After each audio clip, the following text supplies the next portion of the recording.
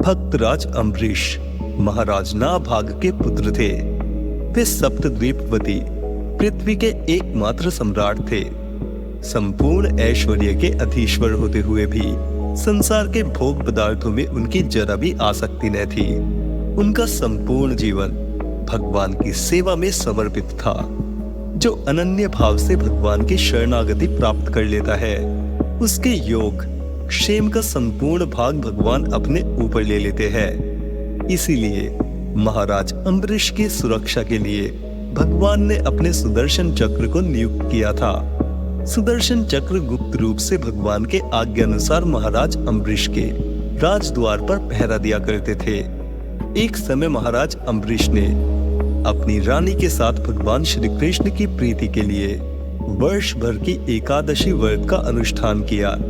अंतिम एकादशी के दूसरे दिन भगवान की सविधि पूजा की गई। ब्राह्मणों को भोजन कराया गया और उन्हें वस्त्राभूषणों से अलंकृत गोएं दान में दी गई। तदंतर राजा अम्बरीश पारण की तैयारी कर ही रहे थे कि अचानक महर्षि दुर्वासा अपने शिष्यों के साथ वहां पधारे। अतिथि प्रेमी महाराज ने उनका अतिथि सत्कार करने के बाद उनसे भोजन करने के लिए निवेदन किया।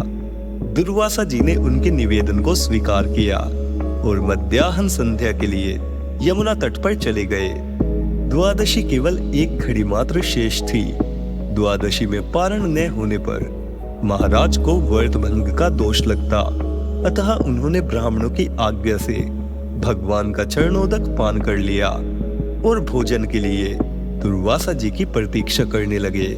दुर्वासा जी जब अपने नित्य कर्म से निवृत्त होकर राजमहल लौटे, तब उन्हें तपोबल से राजा के द्वारा भगवान के चरणामृत से पारण की बात अपने आप ही मालूम हो गई।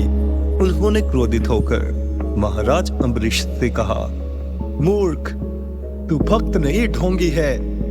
तूने मुझे अतिथि को निमंत्रण देकर भोजन कराने से पहले ही भोजन कर लिया, इसलिए मैं कृत्या के द्वारा अभी तुझे नष्ट कर देता हूं।